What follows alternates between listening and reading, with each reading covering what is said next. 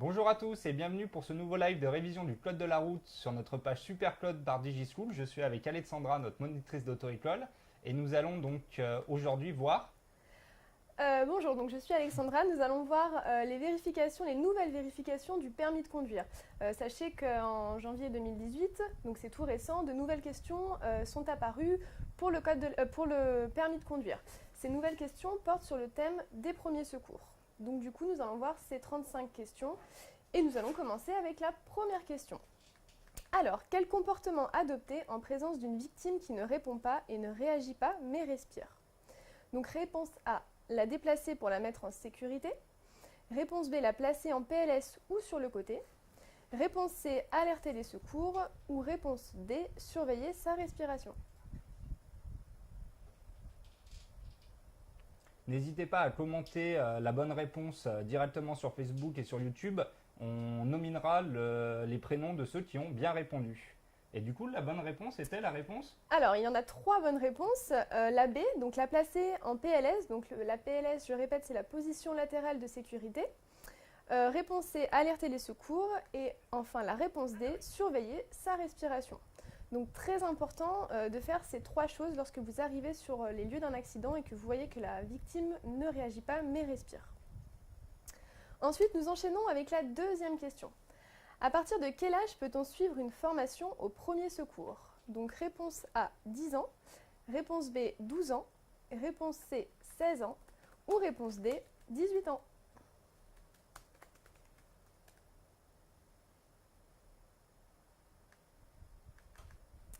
Et du coup, la bonne réponse était. Alors la bonne réponse c'est la A, c'est 10 ans. Donc à partir de 10 ans, on a une première formation à faire de niveau 1. Donc vous pouvez vraiment commencer à mettre vos enfants à cette formation de premier secours à l'âge de 10 ans. Ensuite, question 3. Lors d'un appel avec les services de secours, pourquoi devez-vous attendre que votre correspondant vous autorise à raccrocher? Réponse A, il vous conseille. Réponse B, il nous guide dans la réalisation des tâches.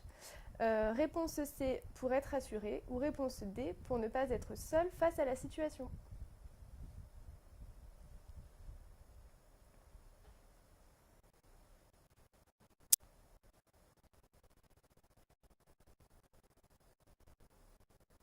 Et la bonne réponse était. Alors, les bonnes réponses sont la A, il nous conseille, et la B, il nous guide dans la réalisation de certaines tâches. Donc, bien attendre que votre interlocuteur vous autorise à raccrocher pour pouvoir effectuer tous les gestes si nécessaire. Ensuite, Alors bravo, pardon. alors ouais, je te coupe juste. Bravo à Anglou Sumatra qui a très bien répondu à cette question sur Facebook. Alors on va passer à la question numéro 4, on t'écoute. Alors, comment est composé le signal d'alerte du système d'alerte et d'information des populations, autrement dit le SAIP, diffusé par les sirènes? Donc réponse A, le signal d'alerte SNA, variation sur 3 cycles successifs. Réponse B, le signal de début d'alerte. Ou réponse C, le signal de fin d'alerte, qui est un signal continu.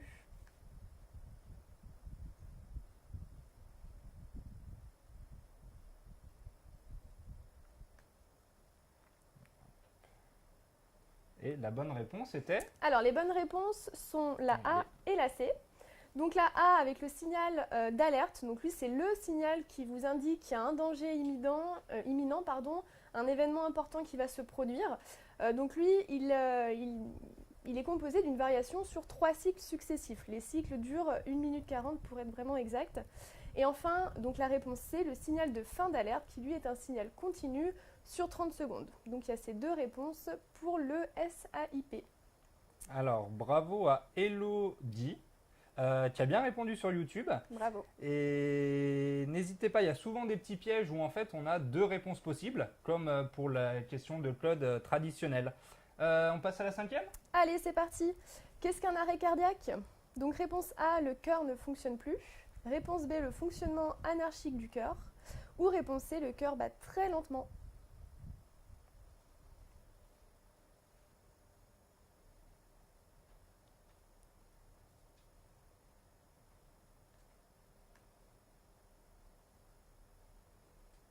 Et la bonne réponse était? Alors, les bonnes réponses sont la A et la B. Donc, la réponse A, le cœur ne fonctionne plus. Donc, l'arrêt cardiaque, je pense que tout le monde sait plus ou moins ce que c'est. Donc, voilà, le cœur ne fonctionne plus. Ou alors, il fonctionne, mais de façon anarchique. C'est-à-dire qu'il ne fonctionne pas correctement, il n'est pas régulier. Et du coup, voilà, donc c'est signe d'un arrêt cardiaque. Donc, la A et la B. Alors, est-ce que tu peux juste rassurer un peu les gens qui sont sur YouTube un peu anxieux du fait que ces nouvelles questions, Oui. qui sont d'ordre très médical, et ils les trouvent très dures. Donc, Oui, alors effectivement, on ne vous demande pas d'avoir une connaissance non plus très approfondie, d'être très précis sur certains termes. Effectivement, c'est nouveau, ça change. Donc il y a déjà des questions qui sont un petit peu intégrées dans le code de la route. Donc vous pouvez déjà vous entraîner à faire des séries de code de la route. Et également, vous pouvez demander à votre auto-école ou bien chercher sur Internet ces nouvelles questions. Je pense même qu'on les mettra sur notre site internet de oui, DigiSchool. Hein. Tout à fait. Donc voilà, et apprenez-les par cœur. C'est des questions, comme vous pouvez le voir, comme l'arrêt cardiaque, qui ne sont pas très poussées non plus. Donc il suffit de bien les lire plusieurs fois et normalement vous devrez y arriver. Mais pas de panique, avec un peu d'entraînement, vous y arriverez. C'est sûr. Question 6? Allez, c'est parti pour la question 6. Comment arrêter une hémorragie? Donc réponse A, mettre un tissu sur la plaie. Réponse B, appuyer sur la plaie. Ou réponse C, essayer d'enlever le corps étranger s'il y en a.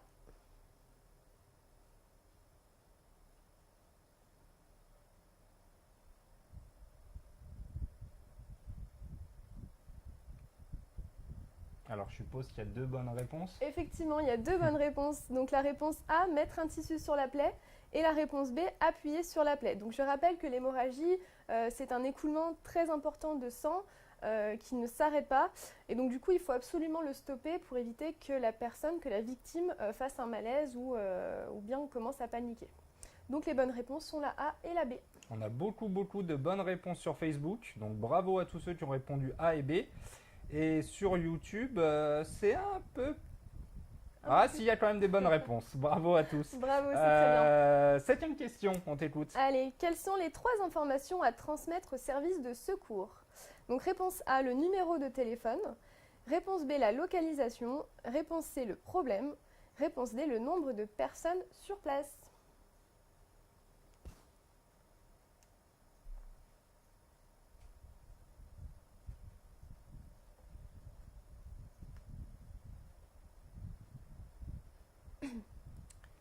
Alors, la majorité des réponses nous disent BCD. Est-ce que Alors, c'est ça? ce n'est pas tout à fait ça. Les bonnes réponses sont la A, la B et la C. La D n'en fait pas partie. Alors la A, le numéro de téléphone. Donc c'est très important de communiquer le numéro de téléphone avec lequel vous avez émis l'appel pour que les services de secours puissent vous rappeler si nécessaire. Ensuite, la question B. Donc la question B, c'est la réponse B, pardon, c'est la localisation. Être très précis sur le lieu sur lequel vous vous trouvez. Donc vraiment être très précis pour qu'il puisse arriver rapidement. Et enfin, la réponse C, je vais y arriver, le problème. Donc vraiment énoncer la nature du problème pour que les services de secours puissent apporter les moyens adaptés sur les lieux. Donc la A, la B et la C. Eh ben, félicitations à Ongo qui a répondu en premier sur Facebook. Bravo. Question 8, on t'écoute. Allez. Hors autoroute ou endroit dangereux, en cas de panne ou d'accident, où doit être placé le triangle de présignalisation.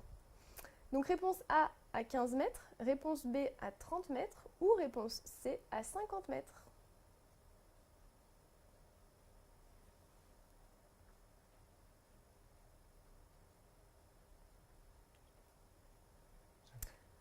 La bonne réponse La bonne est... réponse... Ah, j'aurais pas dit ça. La bonne réponse, c'est la B, c'est 30 mètres. Donc ça, voilà, c'est un terme qu'il faut savoir, donc il vous sera utile pour les questions de vérification, mais également pour le code de la route, parce que c'est une question également du code de la route. Donc c'est 30 mètres si vous n'êtes pas sur autoroute. Je rappelle que sur autoroute, on n'en met pas de triangle. Donc c'est 30 mètres. Si vous vous situez avant un virage, enfin si l'accident se situe avant un virage, placez bien le triangle avant ce virage. Et de même si l'accident est après un sommet de côte. Il faut toujours avertir suffisamment à l'avance pour éviter un suraccident. Donc ici, c'était la B, 30 mètres. Beaucoup de bonnes réponses sur Facebook. Bravo à Stélie pour sa réactivité. Oui, alors oui, c'est des questions très axé médical. En effet, ça revient beaucoup sur YouTube. Je reviens par rapport à ce qui avait été dit avant sur le numéro de téléphone. Il est quand même très important de rappeler le numéro de téléphone au secours. Parce que certes, il s'affiche directement sur leur centre, Oui. mais il faut quand même le rappeler histoire d'être sûr. Voilà. On passe à la 9e. Allez, c'est parti. Citez les 3 manières d'évaluer l'état de conscience d'une victime. Réponse A, poser des questions à la victime. Réponse B, faire marcher la victime.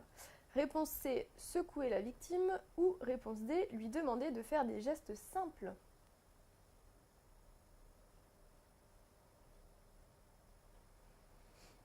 Ça, j'aurais jamais dit. C'est vrai. Ah non. Alors, les bonnes réponses sont la A, donc poser des questions à la victime. Alors, posez-lui des questions simples, hein. N'allez pas lui demander des choses beaucoup trop compliquées. Des questions simples comme comment ça va, est-ce que vous m'entendez, etc., etc. Ensuite, nous avons la réponse C, secouer la victime. Ouais, moi, c'est celle-là qui Alors m'a étonné, attention, je m'y oui, attendais pas du tout. ne la secouez Ouais. pas. Voilà, c'est vraiment lentement, on la prend légèrement par les épaules et on essaye de lui redonner conscience en fait, hein, tout simplement.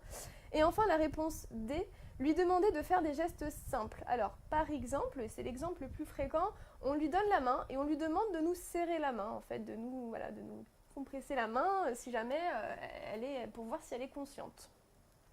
Donc, Alors, du coup, c'était une question quand même qui était assez difficile, oui. mais c'est Anglo Sumatra sur Facebook qui a répondu en premier, et c'est d'ailleurs le seul qui a bien répondu. Et sur YouTube, alors on nous demande pourquoi secouer. Alors pourquoi secouer? Des fois, le fait de secouer un peu la personne peut lui faire retrouver ses esprits en fait. Donc voilà, donc encore une fois, ne la secouez pas dans tous les sens, ne lui donnez pas des claques ou je ne sais quoi, hein. Vraiment, ça reste léger, hein. C'est vraiment pour évaluer son état de conscience, tout simplement. C'est tout bon, on peut passer dès à présent à la question numéro 10. Ok, question 10. Quels sont les signes d'un arrêt cardiaque? Réponse A, elle ne répond pas, donc on parle bien de la victime. Réponse B, elle ne réagit pas. Ou réponse C, elle ne respire pas ou anormalement.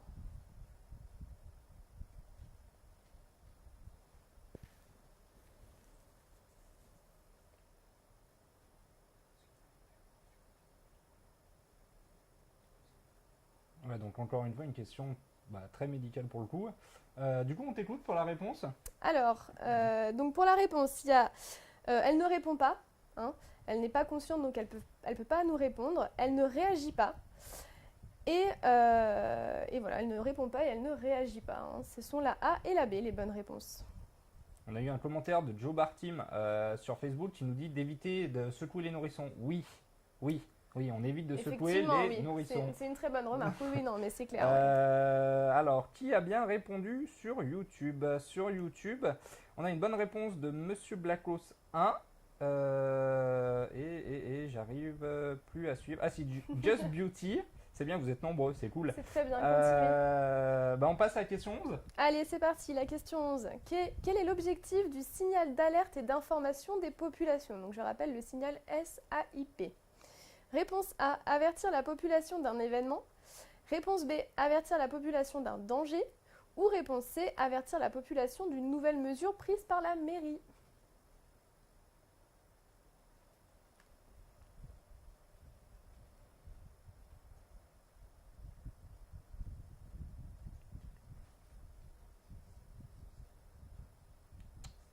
Alors, sur Facebook, on nous dit donc soit AB, soit B. C'est AB, donc c'est bien, c'est très bien. Donc la A, effectivement, avertir la population d'un événement, donc d'un événement important, grave, j'ai envie de dire, hein, c'est pas comme un concert ou autre, hein, c'est vraiment des événements importants qui sont graves pour la population. Et enfin la B, avertir la population d'un danger imminent. Donc du coup, la population va devoir respecter des mesures de sécurité qui vont être données grâce à ce signal SAIP. Donc la A et la B pour la question 11. Alors on a un commentaire sur YouTube de Dyna qui nous dit il y a toujours une fausse réponse. Non, pas forcément. Il y a des moments où toutes les réponses sont valides. Comme pour le code, exactement pareil. On passe à la 12 ? Allez, c'est parti. Comment vérifier la respiration d'une victime? Donc réponse A en regardant son ventre. Réponse B en regardant sa poitrine. Ou réponse C, en se positionnant à côté de sa bouche pour écouter son souffle.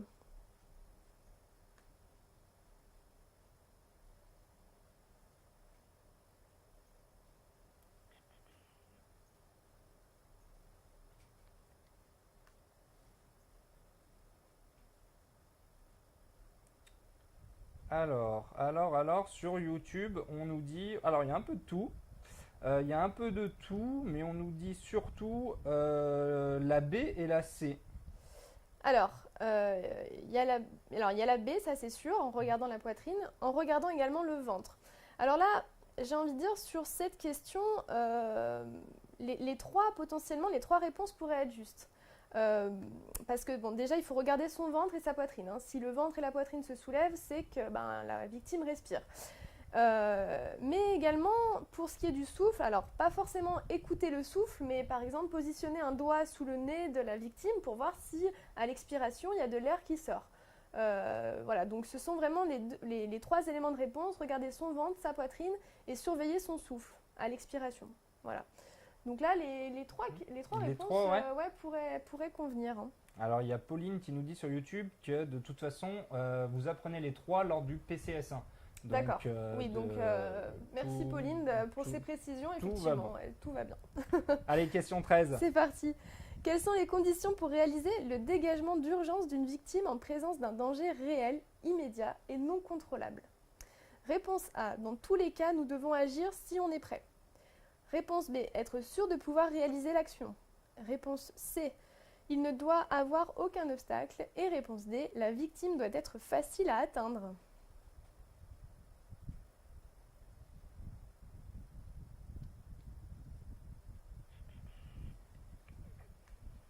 Alors, qu'est-ce qu'on a comme réponse? Alors, BCD. Oui, c'est ça. BCD exactement. revient beaucoup. Très bien pour ceux qui ont répondu la B, la C et la D. Alors, j'explique. La B, être sûr de pouvoir réaliser l'action.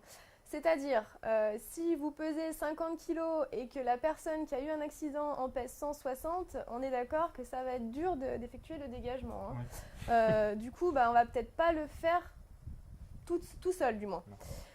Donc ça, c'est pour la B. La C, il ne doit avoir aucun obstacle. Donc c'est-à-dire que si la victime est dans sa voiture, qu'elle a encore sa ceinture de sécurité, qu'elle a ses pieds ou ses jambes coincés sous le tableau de bord, on va vérifier à défaire la ceinture, à essayer d'enlever ses jambes sous le tableau de bord pour pouvoir la dégager. Et enfin, la D, la victime doit être facile à atteindre, elle doit être visible. Il ne doit pas y avoir toutes sortes d'obstacles devant elle. Sinon, on ne pourra pas le faire. Il ne faut pas non plus qu'on se mette nous aussi en danger. Donc voilà, les bonnes réponses sont la B, la C et la D. Alors, peut-être on a une question de Christa sur YouTube qui nous demande comment on peut plus ou moins réviser toutes ces questions. Est-ce qu'on peut acheter un manuel ou autre Alors, je crois qu'il n'y a encore rien de sorti. Alors, je sais que les auto-écoles, elles ont certainement anticipé la chose et ont des manuels. Donc, allez vous renseigner dans certaines auto-écoles si elles n'ont pas effectivement des dépliants ou des manuels à vendre. Sinon, comme je disais, sur notre site DigiSchool, on a catégorié toutes ces questions. Donc, normalement, elles sont sur notre site et vous pouvez aller les voir assez facilement. On vous a mis le lien sur YouTube directement en description. N'hésitez pas. N'hésitez pas, elles sont toutes pour réviser. Elles sont toutes ensemble. Parfait. Allez, question 14. Allez, si le dégagement d'urgence de la victime est nécessaire, où doit-elle être déplacée? Réponse A, sur le trottoir. Réponse B, peu importe tant qu'elle est éloignée du danger. Ou réponse C, il est important de laisser la victime où elle est.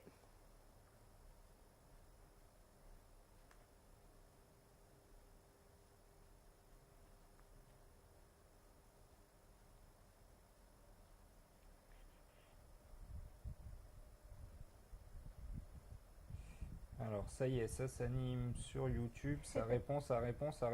Allez-y, allez-y, allez-y. B surtout, avec un peu de A. Alors, c'est la B. C'est la B. C'est la B, mais bon, la A pourrait aussi convenir. Bon, là, dans cette question, et je pense que pour le permis de conduire, si vous avez cette question, ça sera uniquement la B. Après, sur le trottoir, si le trottoir est suffisamment éloigné du danger, on peut la mettre sur le trottoir. Bref, il faut retenir que pour dégager une victime, il faut la mettre le plus loin possible du danger. Hein. Il faut essayer de la tenir, de l'amener le plus loin possible du danger pour qu'elle soit en sécurité et nous aussi. Hein. Donc voilà.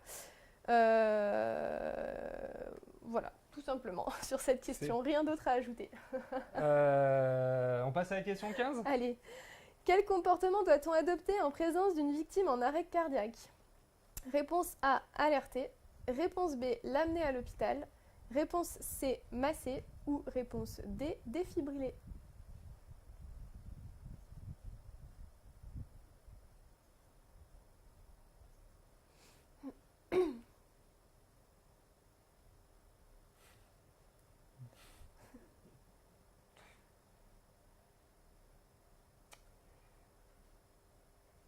Alors, on nous dit sur YouTube surtout A, C et D. A, C et D, ouais, c'est très bien, bravo. Donc là, A, on alerte immédiatement les secours lorsque vous avez une victime en arrêt cardiaque. Hein, c'est la première chose à faire. Une fois que vous les avez au téléphone, vous allez masser la victime. C'est ce que vont vous dire les secours, en fait, de la masser. Donc c'est vachement important de les appeler en premier. Comme ça, ils peuvent vous aider dans les gestes à réaliser pour effectuer le massage de réanimation cardio-pulmonaire. Et enfin, si vous avez à proximité de vous un défibrillateur qu'on appelle DAE, défibrillateur automatique externe, vous pouvez l'utiliser si possible. D'ailleurs, c'est même mieux qu'un massage cardiaque dans certains cas, surtout si vous n'avez aucune formation en premier secours. Donc la A, la C et la D. Très bien, donc bravo à Gigi, Didi, Sophie, Sophie Bis, et Lisa ainsi que Dorado sur Facebook. Ah, il y a Bravo. Trolley aussi. Trolley, Christelle et Elodie. Putain, vous avez bien répondu à cette question. Bravo à vous. On passe à la 16 ? Allez. Qu'est-ce qu'une hémorragie ? Donc si vous avez bien écouté, normalement vous connaissez la réponse. Réponse A, une perte de sang en grande quantité pendant un court instant. Ou réponse D, une perte de sang prolongée qui ne s'arrête pas. Alors, on a un inquiet sur YouTube qui nous demande de savoir si on est bien en direct. Oui, on est bien en direct, promis. Nous sommes en direct. Promis, c'est du direct. Alors, donc là, 2 propositions et c'est la réponse B qui revient le plus. Oui, c'est très bien. Donc une hémorragie, c'est une perte de sang prolongée qui ne s'arrête pas. C'est-à-dire que voilà, et puis c'est en grosse quantité aussi. Hein. Donc si vous êtes victime d'une hémorragie et que vous mettez un mouchoir sur la plaie, normalement le sang imbibe le mouchoir en quelques secondes. Donc voilà, il y a des gestes importants à effectuer pour stopper une hémorragie. Alors, quasiment que des bonnes réponses sur C'est Facebook. très bien. Bravo à vous. Allez, question 17, c'est parti. Alors, quel est le risque principal d'un arrêt cardiaque sans intervention des secours ? Réponse A, la mort de la victime immédiate. Réponse B, des blessures très graves pour la victime. Ou réponse C, la mort de la victime en quelques minutes.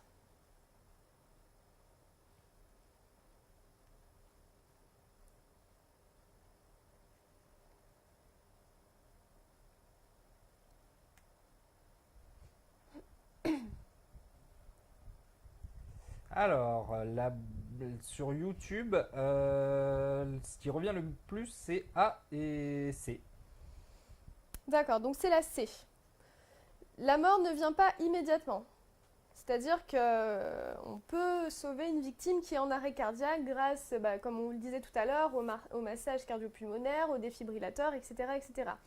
Par contre, voilà, la mort arrive en quelques minutes, donc il faut réagir très très vite. Voilà. La bonne réponse, c'est donc la C uniquement. Pas mal de bonnes réponses, encore une fois. Bravo à tous. Bravo. Question 18. Allez, c'est parti. Quels sont les risques pour une personne en perte de connaissance qui est allongée sur le dos ? Réponse A, des lésions très graves au cerveau. Réponse B, l'handicap. Réponse C, l'arrêt respiratoire, pardon, oulala. Et enfin, réponse D, l'arrêt cardiaque cette fois-ci.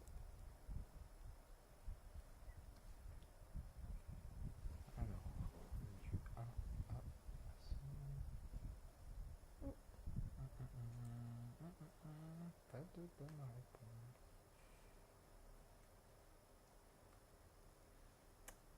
Alors, on a des bonnes réponses de Brice et de Mina sur YouTube parce qu'il s'agissait des réponses C et D. Donc la C, l'arrêt respiratoire, et la D, l'arrêt cardiaque. Donc l'arrêt respiratoire, parce que si on est victime et qu'on est allongé sur le dos, on a des risques, par exemple si on a des vomissements ou autre, il y a des risques que ça bouche nos voies respiratoires tout simplement, et que du coup on a un arrêt respiratoire. La langue peut également retomber dans la gorge, il faut le savoir ça, hein. Et donc du coup si on a un arrêt respiratoire, quelques instants après on aura l'arrêt cardiaque. Donc très important de mettre une victime allongée sur le dos en position latérale de sécurité sur le côté. Bravo à Didi qui a bien répondu sur Facebook en premier. Question 19. Allez, question 19. Quel comportement adopter en cas de diffusion du signal d'alerte et d'information des populations? Réponse A, se mettre en sécurité. Réponse B, se réfugier dans les établissements de secours. Réponse C, s'informer grâce aux médias. Ou réponse D, respecter les consignes de sécurité.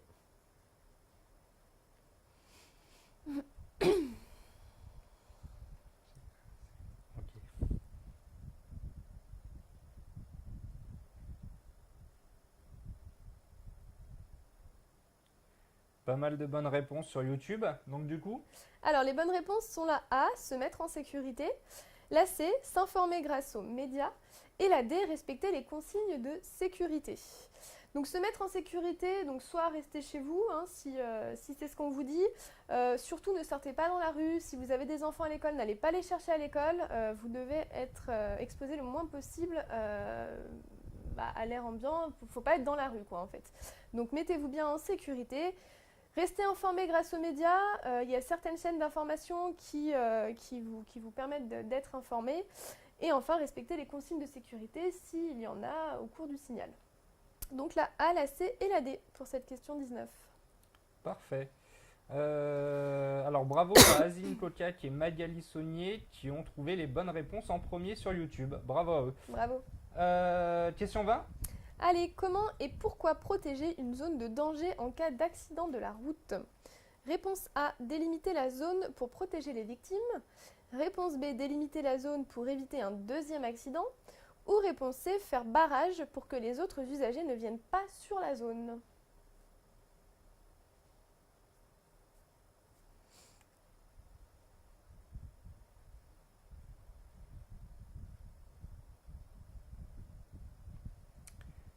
Alors du coup, quelles étaient les bonnes réponses? Alors les bonnes réponses sont la A, délimiter la zone pour protéger les victimes, et la B, délimiter la zone pour éviter un deuxième accident, c'est-à-dire le suraccident qui arrive très fréquemment si on n'a pas bien protégé la zone d'accident. Et donc délimiter la zone, ça veut dire mettre le triangle de présignalisation. N'hésitez pas aussi à mettre vos gilets de haute visibilité pour être bien vu des autres. Alors on a Frank Underwood, je pense, quelqu'un qui est fan de la série House of Cards sur Facebook, qui nous dit c'est pour devenir infirmier ou c'est pour passer le code? Non, Oui. c'est pas pour devenir infirmier, ça peut y ressembler, Ça peut servir. mais non, c'est des nouvelles questions qui tombent au permis, qui sont d'ordre certes très médical, mais il faut quand même avoir ces connaissances-là. C'est des questions qui peuvent tomber lorsque vous passez le permis. Allez, question 21. Allez, c'est parti. Dans quelle situation peut-on déplacer une victime? Réponse A, lors d'un danger important. Réponse B, dès que l'on peut. Réponse C, lors d'un danger immédiat. Ou réponse D, lors d'un danger non contrôlable.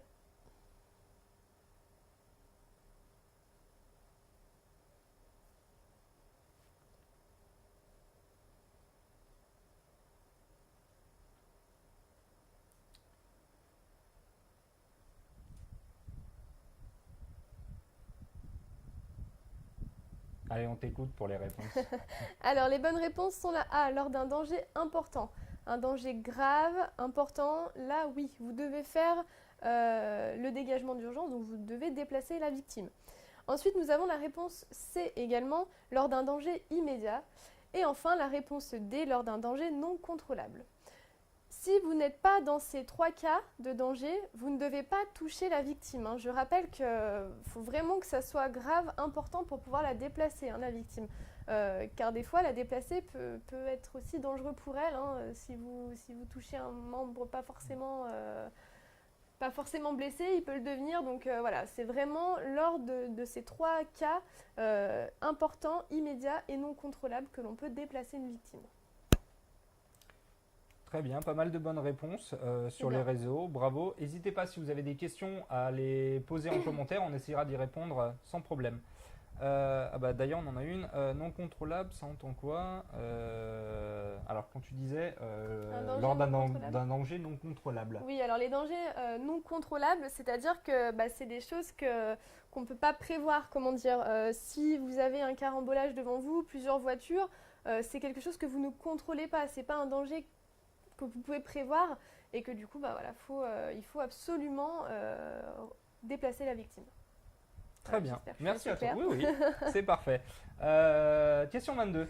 Allez, c'est parti. Sur autoroute, comment indiquer avec précision les lieux de l'accident depuis un téléphone portable? Réponse A, le sens de la circulation. Réponse B, le numéro de téléphone avec lequel l'appel est émis. Réponse C, le point kilométrique. Et réponse D, le numéro de l'autoroute.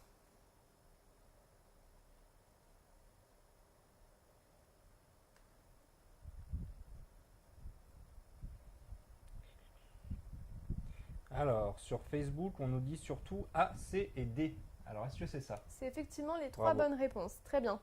Donc A, le sens de circulation. Donc donnez bien la ville d'où vous venez et la ville où vous voulez aller. Comme ça, les services de secours pourront connaître le sens de circulation. Réponse C, le point kilométrique. Donc le point kilométrique, vous pouvez le donner grâce aux bornes que vous avez sur les autoroutes. Elles sont situées du côté gauche de la route en général. Il y a souvent des bornes qui vous indiquent à quel kilomètre vous vous situez. Et enfin, réponse D, le numéro de l'autoroute. Donc là, il suffit de regarder les petits encarts au-dessus des panneaux pour connaître le numéro de l'autoroute sur laquelle vous circulez. Alors, on a une petite blague de Claire Delgado sur YouTube qui nous dit qu'il faut la localiser avec Snapchat. Ouais, vous pouvez essayer. Vous pouvez essayer, c'est pas bête, mais. Oui, à essayer, hein, bien Ouais, sûr. Hein. Maintenant, ouais. avec les réseaux sociaux, pourquoi pas hein. Allez, question 23. Question 23. Pourquoi ne faut-il pas laisser une personne en perte de connaissance allongée sur le dos? Réponse A, elle peut s'étouffer. Réponse B, elle peut mourir. Réponse C, elle peut avoir des lésions graves pouvant provoquer un handicap potentiel.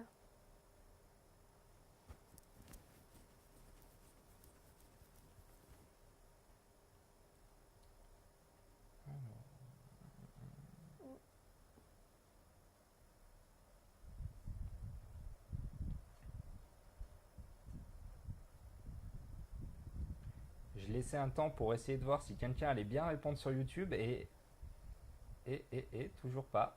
Toujours pas, toujours pas. Si, c'est là. En fait, c'est celle-ci, c'est là. Ah mince. Ouais. C'est bien. Du coup, je vois qu'il y a des bonnes réponses. C'est la Autant A. pour moi. Petite erreur technique. Elle peut s'étouffer. En fait, une victime allongée sur le dos, elle peut s'étouffer. Donc, comme je vous le disais tout à l'heure, elle peut ravaler son vomi, elle peut avaler sa langue également. Donc, du coup, elle peut s'étouffer. Donc, voilà, la bonne réponse ici, c'est la A. Donc, excusez-nous pour le petit problème, Petit problème technique. sur ce qui vous affiche. C'était donc bien la réponse A. Question 24. Question 24. Par quel moyen doit être réalisée l'alerte des secours? Réponse A, par Internet sur les sites Internet des urgences. Réponse B, avec une borne d'appel d'urgence. Réponse C, avec un téléphone portable. Ou réponse D, avec un téléphone fixe.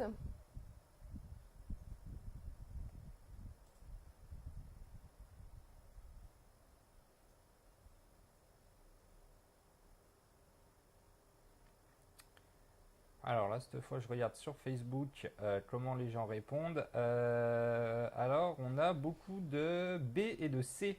Donc la B et la C en font partie, effectivement, et nous avons également la D. Alors la D, elle est un peu moins parlante. La D, c'est avec un téléphone fixe. Bon, elle fait partie des bonnes réponses. Elle fera partie d'ailleurs des réponses au permis. Mais c'est vrai que téléphone fixe... Oui, c'est compliqué. Ouais, c'est un peu compliqué si on est sur les lieux d'un accident. Bon, bref, sachez que c'est une réponse. Il y a également la B, donc comme je disais, avec une borne d'appel d'urgence qui sont situées souvent sur les autoroutes, sur des grandes routes comme des nationales également, et surtout avec un téléphone portable. Donc pour la réponse C. Téléphone portable en indiquant, comme on l'a dit, la localisation, la nature et votre numéro de téléphone. Donc B, C et D pour cette question. On a une petite blague de Tocho sur Facebook qui nous propose aussi de faire des signaux de fumée. Tu peux essayer. Tu peux essayer, ça Oui. peut marcher. Ça peut peut-être marcher. Alors, téléphone fixe quand tu es chez toi. Enfin, sur la route, je vois pas le Ouais, téléphone mais je fixe. suis bien d'accord, hein, c'est vrai que... C'était un peu ambigu, il est vrai. Mais sachez que c'est la bonne réponse hein, pour les questions de vérification. Alors elles sont vraiment... Voilà, c'est vraiment une réponse bizarre, mais c'est une des réponses. Il faut Très le savoir. bien. Eh ben, on passe à la 25. Allez, c'est parti. Quels sont les numéros d'urgence à appeler? Réponse A, le 18. Réponse B, le 17. Réponse C, le 15. Ou réponse D, le 112. Pixel Game avait la réponse logique à l'histoire de téléphone fixe. Ah. Il dit que si en effet la voiture encastre une maison, on peut utiliser le Ah. téléphone fixe de la maison. Ouais, Pas bête, pas mal, ouais. pas bête, pas bête. Ça peut être... Alors, les numéros d'urgence à appeler. Il y a un peu de tout. Il y a un peu de tout comme réponse, mais surtout A, C et D. A, C et D, oui, effectivement, ce sont Bravo. les bonnes réponses. Donc le 18, les pompiers, hein, ça, c'est vraiment un des premiers numéros à connaître. Réponse C, le 15, donc ça c'est le SAMU, pareil, très important à connaître. Et enfin le 112, donc celui-ci c'est le numéro d'urgence, enfin le numéro d'appel d'urgence qui est valable dans toute l'Union européenne à partir d'un téléphone portable. Donc vous pouvez l'appeler aussi sans problème. Eh bien, Bien. parfait, merci à toi. Question 26. Allez, qu'est-ce qu'un défibrillateur automatisé externe, autrement dit un DAE? Réponse A, il rétablit une activité cardiaque normale à une victime. Réponse B, il refait prendre conscience à une victime devenue inconsciente.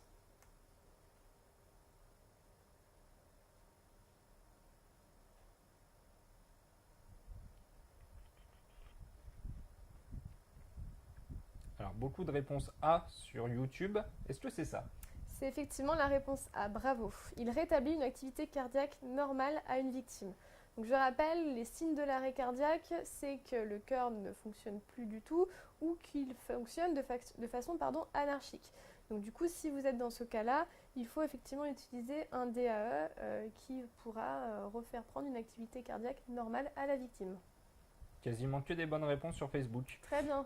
Bravo, bravo. Je reviens sur l'histoire du Oui. téléphone fixe, qui Oui. apparemment est un il vous grand perturbe, ouais. débat. Quelqu'un disait que c'était peut-être considéré comme le téléphone fixe les bornes d'appel.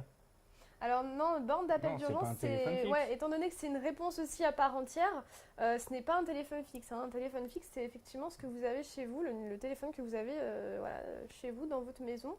Mais voilà, c'est vrai que ça peut porter à confusion, je suis totalement d'accord avec vous.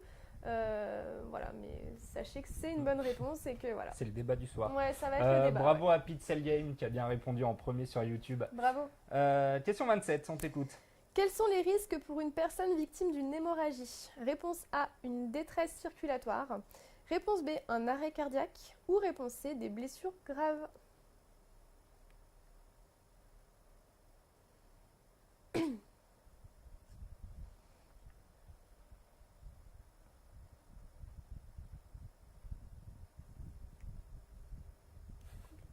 Ils reviennent toujours sur la vidéo. Ouais. On nous dit surtout... Ah, non, C. C. C, ouais.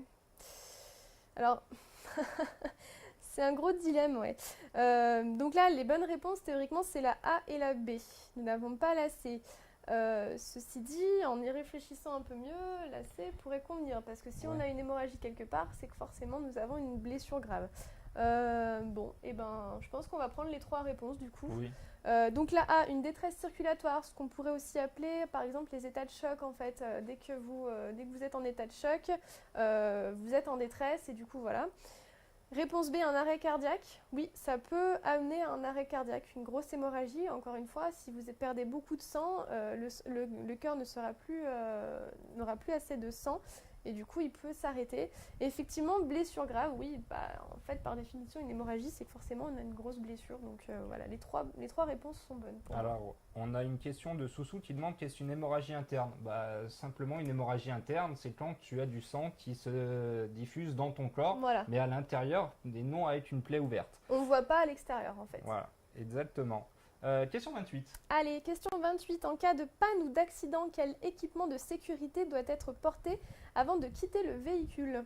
Réponse A, porter une combinaison fluorescente. Réponse B, porter un gilet de secours. Réponse D, avoir une lampe torche. Une lampe torche. Oui. Réponse D, porter un casque.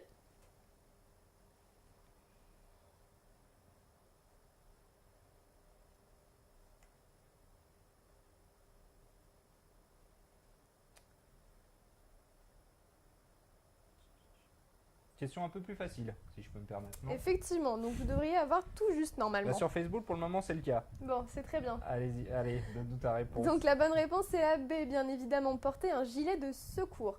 Je rappelle que le gilet de secours, le gilet de haute visibilité, doit être facilement atteignable dans la voiture. Il doit être à portée de main, donc dans les vides-poches ou dans la boîte à gants. Pas de combinaison fluorescente, du coup, tout le monde n'en est pas équipé. Ouais, ce serait sympa. Ok. Allez, question 29. Question 29. À quel moment pouvez-vous mettre fin à un appel avec les secours? Réponse A, quand vous estimez que c'est terminé. Réponse B, après avoir eu toutes les informations attendues. Ou réponse C, quand le destinataire vous invite à le faire.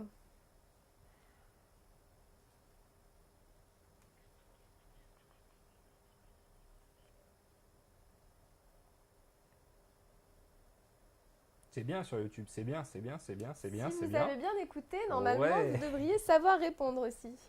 Allez, tu le suspense. C'est la réponse C, quand le destinataire vous invite à le faire. Hein. Le destinataire, pardon, vous invite à le faire. Hein. Ne raccrochez pas tant qu'on vous a pas dit de le faire. Voilà, tout simplement. Donc c'est la C, bravo à tous ceux qui ont bien écouté. Donc on rappelle que ces questions, c'est pas nous qui les avons écrites. Ah oui, non, c'est des questions qui peuvent réellement vous être posées lors du permis. On s'est pas amusé. Non, on s'est pas amusé à faire ça. Ouais. On a autre chose à faire. Ouais. Allez, question 30. Question 30. Comment est diffusé l'appel émis par le signal d'alerte et d'information aux populations, le SAIP?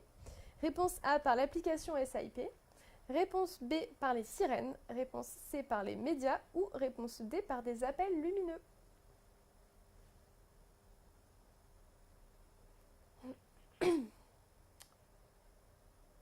Alors là, je regarde sur Facebook.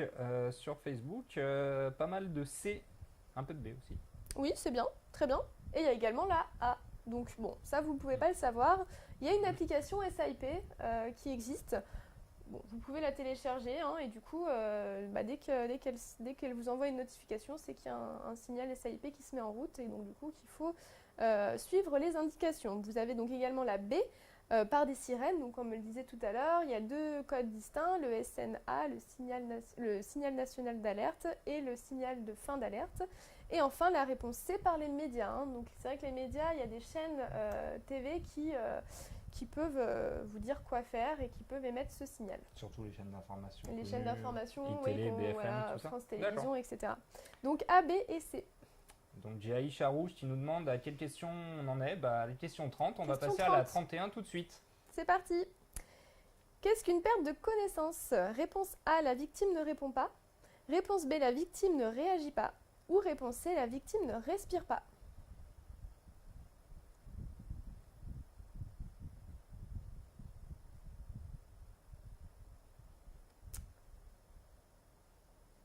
Des petites nuances.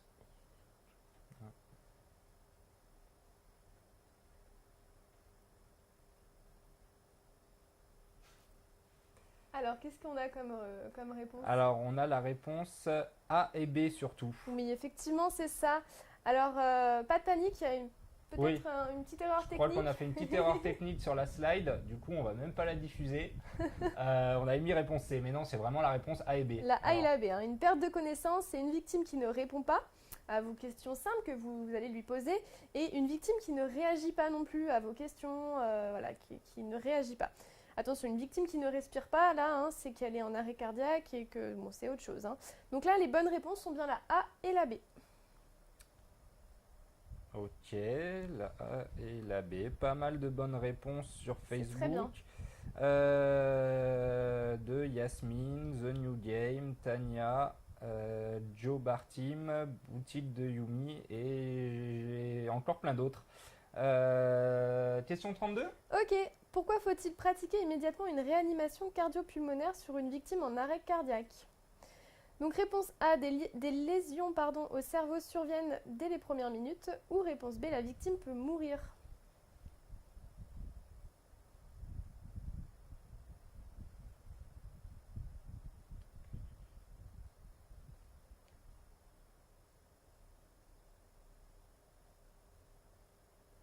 Alors, les réponses sont un peu partagées. Donc, du coup, C'est la réponse A, ici, la bonne réponse. Des lésions au cerveau surviennent immédiatement. C'est-à-dire que si vous êtes en arrêt cardiaque, vous privez votre cerveau d'oxygène. Et donc, du coup, ce manque d'oxygène va faire qu'il va y avoir des lésions au cerveau, des lésions qui peuvent être importantes. Donc voilà, il faut pratiquer absolument une réanimation cardio-pulmonaire. t'es prête à devenir pompier, toi? Ah ouais, après là, je pense que je vais passer ma formation. Ouais. Allez, question 33. C'est parti. L'utilisation d'un défibrillateur automatisé externe, le DAE, sur une victime qui n'est pas en arrêt cardiaque présente-t-elle un risque? Oui, réponse A, ou non, réponse B.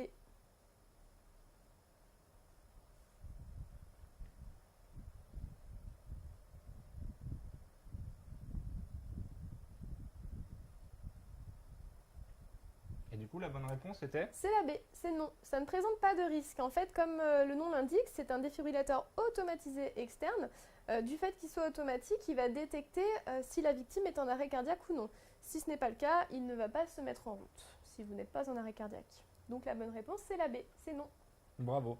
Alors, on a un petit message de Méozard qui nous dit qu'elle passe ou qu'il passe son code demain. Oui. Finger crossed. Ah oui, Ça va le faire. bon courage. Question 34.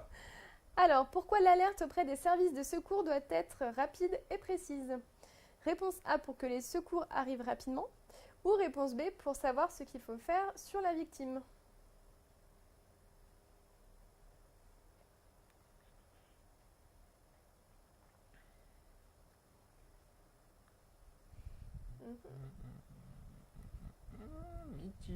Mitigé. Ah, le A prend le dessus Oui, sur YouTube. c'est effectivement le A, ouais, pour que les secours arrivent rapidement. Voilà, faut être vraiment le plus rapide possible, le plus précis possible pour que les secours puissent amener le matériel adéquat, adapté pour la victime. Donc vraiment, c'est pour que les secours arrivent rapidement. Il faut également bien préciser le lieu, je le rappelle. Soyez très précis, n'hésitez pas à décrire ce que vous voyez autour de vous pour qu'ils arrivent vraiment précisément sur le lieu. Donc là, A. Et Bravo enfin, à tous ceux qui ont bien répondu. ouais, très bien. Allez, dernière Nous question. passons à la dernière. Ouais. Dans quel cas peut-on positionner une victime en position latérale de sécurité, en PLS? A, la victime ne répond pas, ou B, la victime ne respire pas.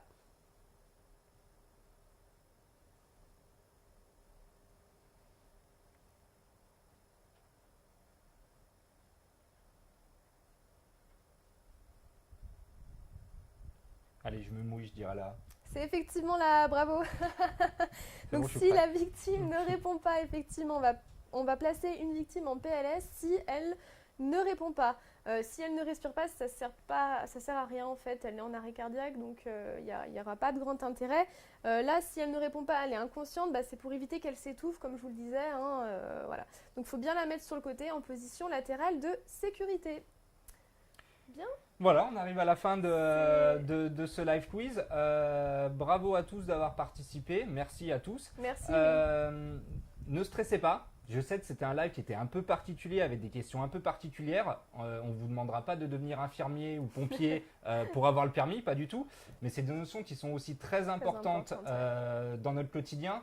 C'est des situations auxquelles vous pouvez être confronté quotidiennement. Pour ne pas paniquer surtout lorsqu'on arrive sur les lieux d'un accident. Exactement. Voilà. Ne paniquez pas. Pour tous ceux qui passent leur code et leur permis prochainement, vraiment, on est tout cœur avec vous. N'hésitez pas à nous dire si vous l'avez eu sur Twitter ou sur Facebook. N'hésitez pas à réviser en téléchargeant notre application Code de la route ou en allant sur notre site internet Code de la route. Vous avez des tests ainsi que des cours de révision.